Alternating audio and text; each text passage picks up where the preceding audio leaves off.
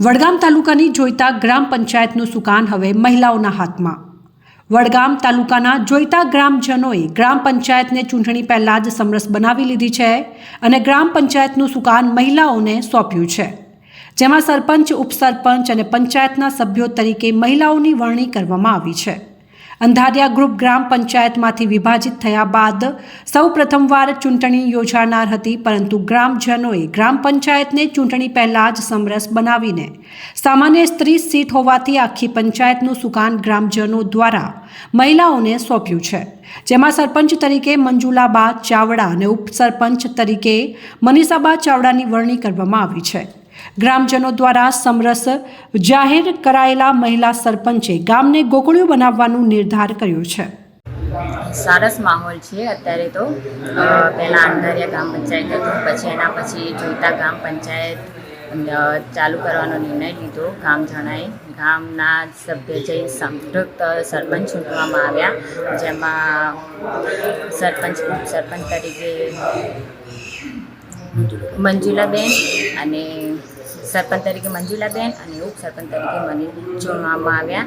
અમે બધા ભેગા થઈને સભ્યો લેડીસો જ છે અહીંયા, બધા ભેગા મળીને ગામ માટે કામ કરીશું અને જે કંઈ બી થશે એ અમારાથી અમે પ્રયત્ન કરીશું।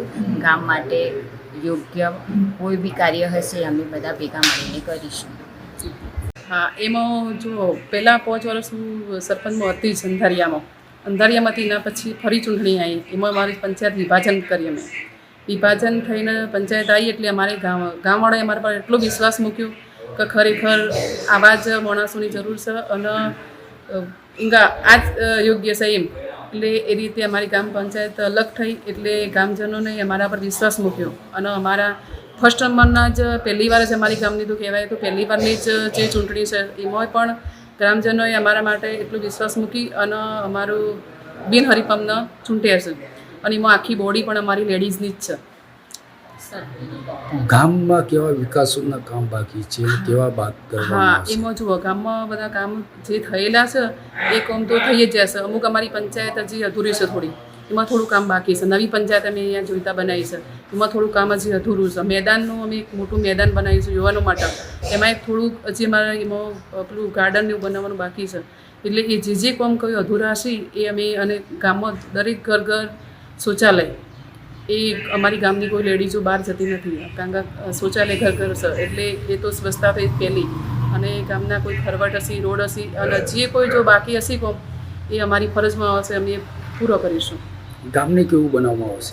અમારું ગામ હું ગોકળિયું ગામ બનાવવા માગું છું અને એ રીતે જ અમારી ગામનો વિકાસ થાય એવી બધાને જોડી લઈને હું ગામનો વિકાસ કરું એવી હું બધા ગામવાળાઓને પણ વિનંતી કરું છું કે મને સાથ સહકાર આપી અને મને આગળ વધારે સારી રીતે ચાલે તે માટે અમે ગામના અગ્રગણ્ય વ્યક્તિઓને આમંત્રિત સભ્ય તરીકે પણ ઘોષિત કર્યા છે અને અમારો આ જોઈતા ગામનો પંચાયતનો વહીવટ સુદૃઢ, સારો અને સરળ ચાલે તે માટે અમારું સમગ્ર ગામ એકત્ર થઈ અને કોઈનો કદાચ થોડો ઘણો આપણે મતભેદ હશે પણ અમારા આ વખતે કોઈ મનભેદ નથી અને સમગ્ર ગામ એક થઈ અને સરપંચ તરીકે મંજુલાબેન રણજીતસિંહ ચાવડાને નોમિનેટ કર્યા છે અને ઉપસરપંચ તરીકે મનીષાબેન અશ્વિનસિંહ ચાવડાને ઘોષિત કર્યા છે।